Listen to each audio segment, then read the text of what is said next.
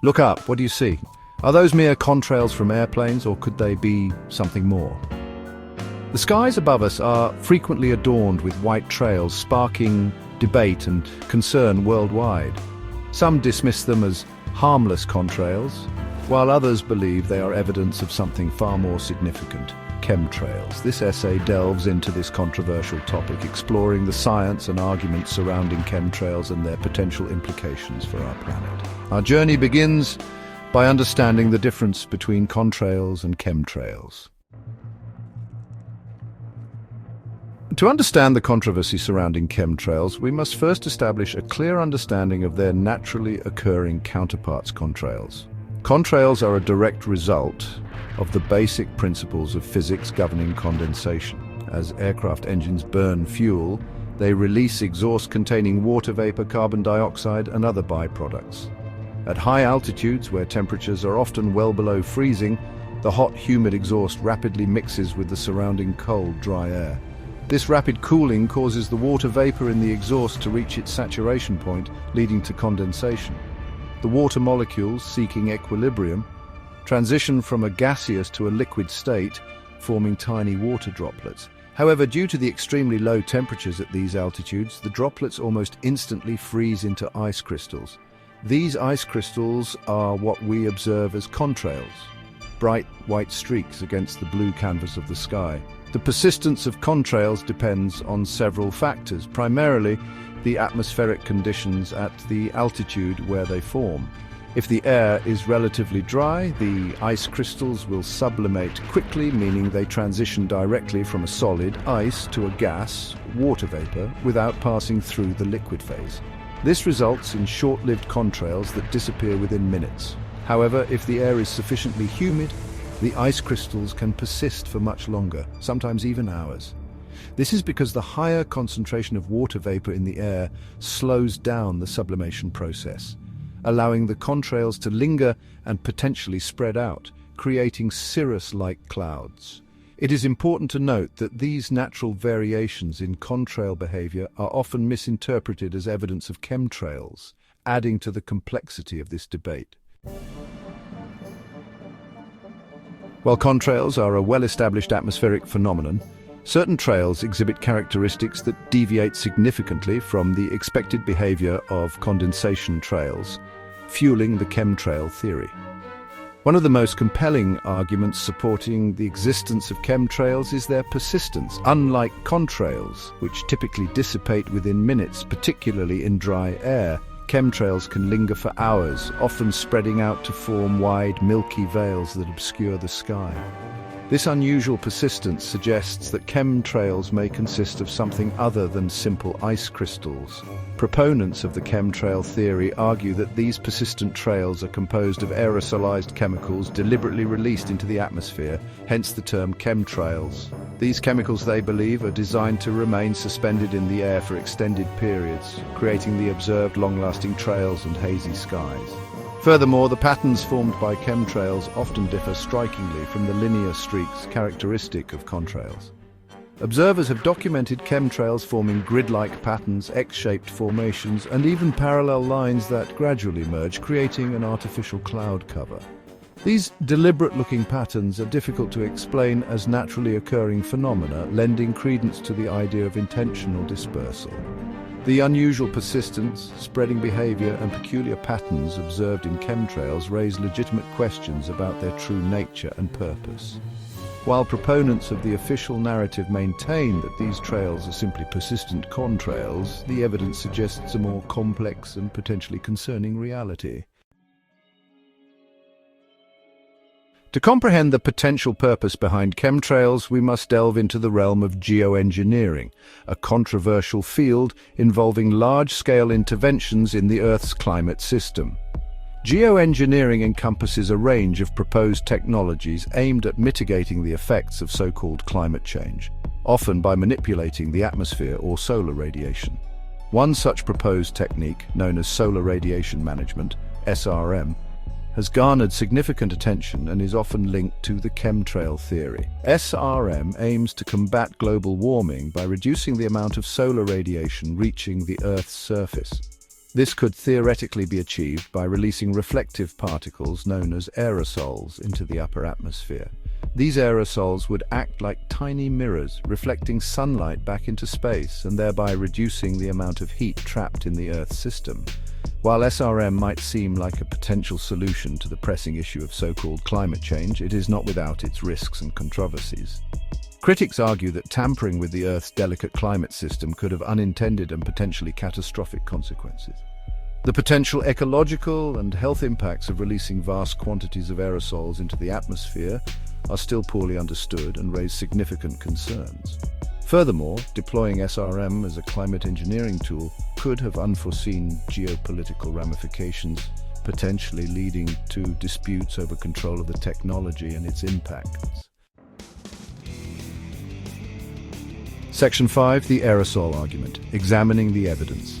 Central to the chemtrail theory is the claim that the persistent trails observed in the sky consist of aerosolized chemicals deliberately released into the atmosphere. Proponents of this theory point to various pieces of evidence they believe support the existence of these atmospheric aerosols. One line of argument focuses on the unusual appearance and behavior of chemtrails, as previously discussed.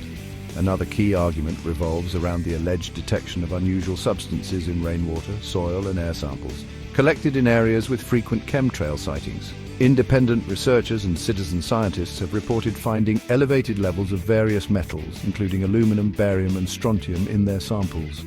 These elements are not typically found in high concentrations in the natural environment and are sometimes used in industrial applications and, intriguingly, in certain types of aerosols.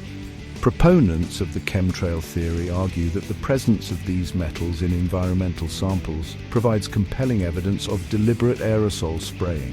They suggest that the metals are remnants of the chemicals used to create the persistent trails observed in the sky. However, it is essential to note that establishing a definitive link between these detected substances and alleged chemtrail spraying remains a significant challenge. Critics of the chemtrail theory often argue that the reported levels of metals are within natural background levels or can be attributed to other sources, such as industrial pollution or volcanic activity.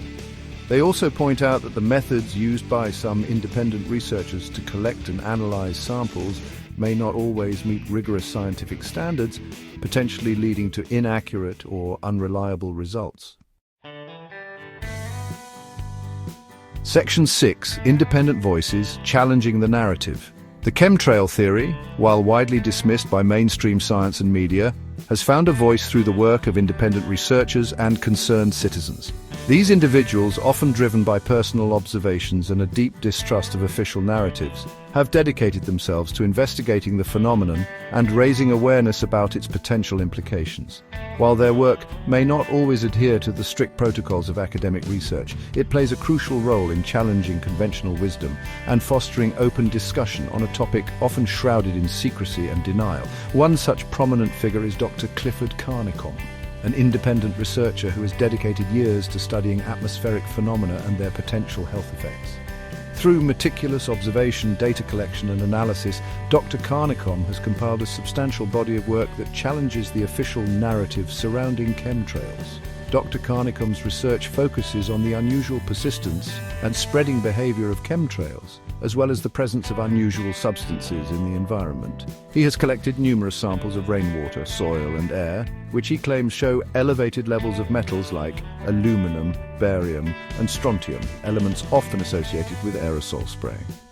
Dr. Carnicom argues that his findings, along with the observations of countless individuals worldwide, warrant further investigation into the potential health and environmental impacts of chemtrails. He criticizes the mainstream scientific community for dismissing the chemtrail theory without conducting thorough and impartial research. Section 7. The risks of tampering with nature. The prospect of intentionally manipulating the Earth's atmosphere through geoengineering, particularly solar radiation management, raises profound ethical and environmental concerns. While proponents of solar radiation management argue that it could be a necessary tool to combat the urgent threat of so-called climate change, critics caution against the potential for unintended consequences and unforeseen risks. Tampering with complex natural systems, especially on a global scale, is fraught with uncertainty and the potential for irreversible damage. One of the primary concerns surrounding solar radiation management is the potential for disrupting regional weather patterns. The Earth's climate is a delicate, interconnected system, and altering the amount of solar radiation reaching different parts of the planet could have cascading effects on precipitation, wind patterns, and temperature distribution. These disruptions could lead to more extreme weather events, such as droughts, floods, and heat waves, exacerbating the very problems solar radiation management aims to solve. Furthermore, releasing large quantities of aerosols into the atmosphere could have detrimental effects on human health and the environment. Some proposed aerosols, such as sulfur dioxide, are known respiratory irritants and could exacerbate asthma and other respiratory illnesses. The long-term consequences of inhaling these particles are still poorly understood. In addition to human health, the ecological impacts of solar radiation management are a significant concern. Changes in solar radiation and precipitation patterns could disrupt ecosystems, affecting plant growth, animal behavior, and the delicate balance of natural communities. The potential for unforeseen and irreversible damage to biodiversity is a risk that cannot be ignored. Section 8. The need for transparency and open discussion. The controversy surrounding chemtrails and geoengineering highlights the critical need for transparency and open dialogue between the scientific community, policymakers, and the public. The lack of clear and accessible information about these topics has fueled distrust and speculation, hindering informed debate and decision-making.